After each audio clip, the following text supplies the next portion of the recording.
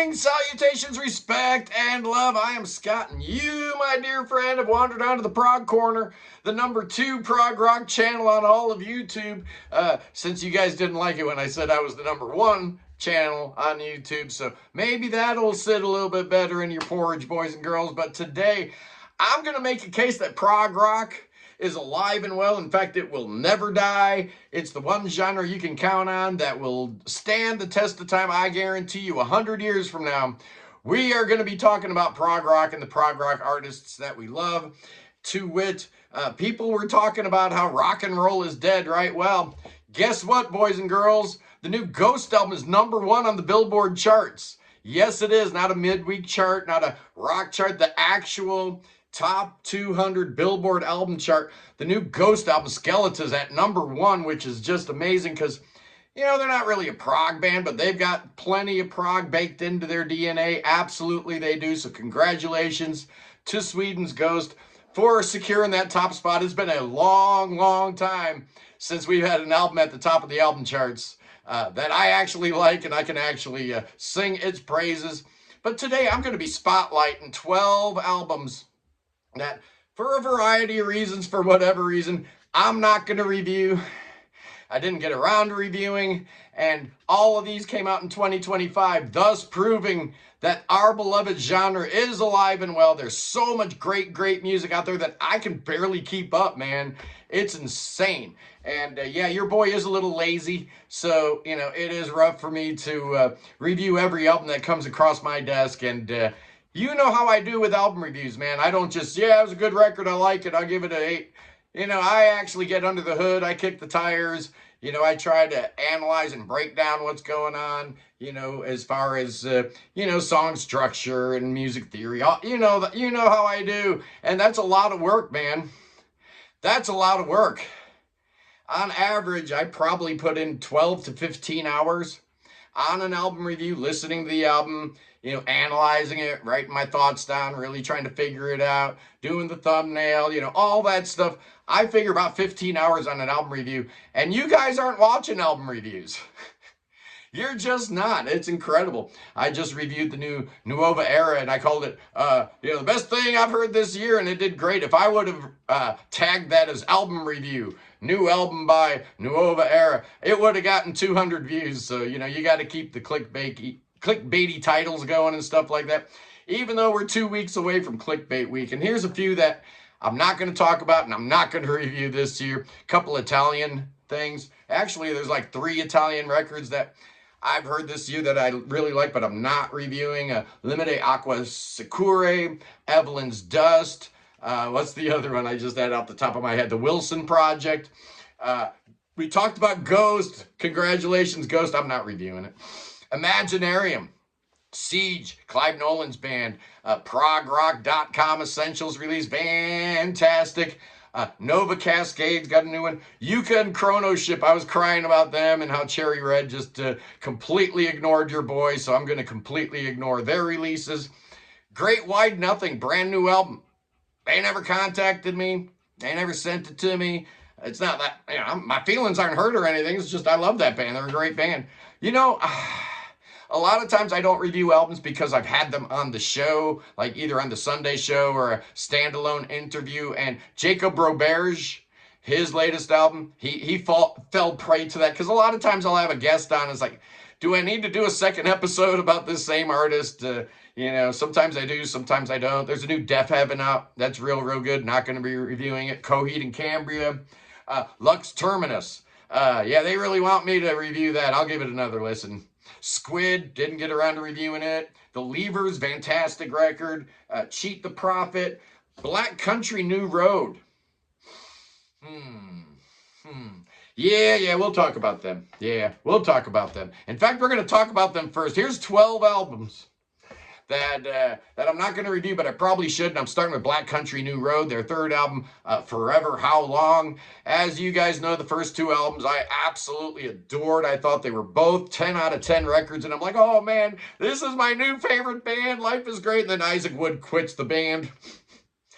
And in his stead, they don't replace him. They actually elevate the three females in the band, two lead singers. So you've got Tyler Hyde, May Kershaw, and Georgia Ellery sharing songwriting duties, sharing lead vocal duties. And it just sounds like a whole different band, man. I'm not so sure I dig it that much. It's good, but where's the fireworks, man? You know, it just sounds really slow and downtrodden, and there's a lot of acoustic stuff, and it's very peaceful and sleepy. The moments that do rise above where you get that crazy sax and some weird stuff going on, it kind of reminds you occasionally that it's the same band, but for all intents and purposes, this is a totally different band, and I'm not as in love with it as the old version, but that's just me, you know. Am I a chauvinist? No, of course not. I love female vocals. Next up, speaking of female vocals, it's the new Deerhoof album, Noble and Godlike and Ruin. I really want to review this one, but I did review the last Deerhoof album, Miracle Level, and it got like 200 views. So I'm not going through that again. I'm not working 20 hours on a review just to have a couple hundred views. Not going to happen, but this one is special. It's their 19th album, well, 20th if you count their first album, which I do not. So it's their 19th album. Satomi Matsuzaki and Greg Saunier, just amazing. Their last album was all in Japanese. This one's in English, so it's a little bit easier for an American audience to get into, I guess. This is a nasty, ugly, dirty, political record, and I absolutely love it. It's amazing. Fantastic. Hats off to Deerhoof. Next up, here's one that I really should have done, but again, I had Charlie Bramwelt on the show, so I did not review Ghost of the Machine's second album, Empires Must Fall. Every bit as good as the first one, maybe even better. They're both really solid, man. Remember when Rush and Marillion went on tour back in like the 80s? Kind of imagine those two bands smashing together. You got Ghost of the Machine. It's Charlie Bramwelt, the great vocalist, my friend, who just announced that he is now a permanent member, official member of the French prog band Nine Skies also. So he's doing double duty there. Graham Garbett, Mark Hagen, Stuart McCauley, Andy Milner, and Scott Owens. Fantastic. And this is another release on Mark Monforti's ProgRock.com Essentials label. I'm sorry I didn't review the album, Mark. I'm sorry, Charlie. You know I love you. Next up, out of the Ukraine, it's Karfagen and their 21st album. And there's more because Anthony Kalugin records also as a solo dude and as Sunchild. So you add all those up, man, he's got like 50 albums out. It's just ridiculous. For this album, though, he's joined by none other than Richard Sinclair. Oh, man, that is just amazing having Richard Sinclair. Gives that, like, stamp of, bona fide approval. Like, yeah, you are officially a prog rocker when you get Richard Sinclair on your album. Max Velichko, the guitar player here, he's on most of the Karfagen albums. He's just amazing. John Hackett makes an appearance here. You got Michael and Jean, both from Mystery, singing and playing guitar on this album. Fantastic record. There's a lot of different singers on this record. So, Karfagen has always been accused of being like a Camel type band. This one here sounds more like Genesis. If you like Genesis, you'll love Omni. What a great record. Next up, another one that fell victim to being a guest on my show, I guess. I had Jonas Reingold on the show, talking about Karmakanic's new album, Transmutation, and as a result, I didn't do a second Karmakanic show. I should have, to review Transmutation. It's the band's 6th album, and it is definitely a left-hand turn. The first 5 albums are all kind of a same sort, where you had, whoever the drummer for the Flower Kings was, along with Goran Edmond on vocals. This one here has got John Mitchell all over it. You got the great Randy McStein from Porcupine Tree. You got 3 different drummers, but, don't shed a tear that there's no Zoltan or Jamie Salazar on here, because you got Nick DiVirgilio, Craig Blundell, and Simon Phillips. Okay. Okay. Andy Tillison shows up on here. Just a whole long list of prog rock luminaries. Honestly, I didn't love this album at first, man. I just thought it was a little bit too AOR for me, a little bit too straightforward for me. And then I got to the epic. Oh my goodness, that epic, the self-titled epic, the last song on the album, Transmutation. Best thing Jonas has ever done in Karmakanic, absolutely. Transmutation, fabulous. Next up, let's talk about another band putting out their 6th album. This time it's Magic Pie and Maestro. Hey, it's the same thing, man. I had Erica Hawkson on the show. So I probably won't get around to reviewing the new album, but I really do like it. But this one is similar to me to the Karmakanic in that, you know, it's kind of straightforward rock music a lot of times, which has been Magic Pie's thing, right? They've always been kind of like a hard rock meeting, you know, AOR kind of rock and roll band with some prog tendencies, but you get a little, you get lulled into a false sense of security because that first song on this album is called Opus Imperfectus, and it is just 18 and a half minutes of awesomeness. The rest of the record is good, but like I said, it's a little more AOR, a little bit more straightforward rock and roll. You know, when you've got songs like Tame It to Name It and Everybody's Hero, you kind of get an idea of where we're going. But Magic Pie, I love them. Great band led by Kim Stenberg. Fantastic. Next up, the Mars Volta. They just put out their 8th album. It's called Lucro Sucio Los Ojos del Vacío, which translates into Lucky Dirt. Sucio's dirty, so, or dirty luck, probably dirty luck. The Eyes of Emptiness. Whatever, man. It's Cedric Bixler Zavala and Omar Rodriguez Lopez. They're joined by original member Ava Gardner, who was on 2022's self-titled album. This album kind of continues that same vein where, you know, the loud guitars and the freakouts and the rock music's kind of gone. This isn't even really rock and roll. A lot of times you hear a lot of ambient and drone and electronica and jazz and Latin type of stuff. It's very sleepy and peaceful. This is a great album, but I'm going to be using this as my nocturnal music. You know, I always have Elias of Sun Hill over Camels, the Snow Goose, ready to go at night in case I'm not sleeping good. This one might be another perfect example of a great nighttime record. I really do like it, and you know, but I like the self-titled too, so I like all 8 Mars Volta albums, so I'm that weirdo. Next up, a band that I've rarely talked about on the channel. It's Mostly Autumn and their brand new album, Seawater. It is their 15th album. Believe it or not, it's the 9th album with Olivia Sparnan. Like, for all those people like crying and whining because Heather Finley's gone. She's been gone a long, long time in the band, man. It's Josh, or Brian Josh, the leader of the band. Ian Jennings, also an original member. Rounding out the band these days is Andy Smith, Chris Johnson, Angela Gordon, and Henry Rogers. And we're talking about their brand new album, Seawater. Oh, it's a beautiful, beautiful record. But, you know, the whole time I'm listening to it, I'm like, I don't even know if this is prog rock, man. It doesn't, you know, there's not a whole lot of, you know, fiddly bits and stuff like that. But about halfway through, I started asking myself, do I even care? Because these songs are so good. And then you get to the 19-minute epic that closes it off. And all is forgiven. Okay, it's a prog rock band, but real solid. Great songwriting. Love it, love it, love it.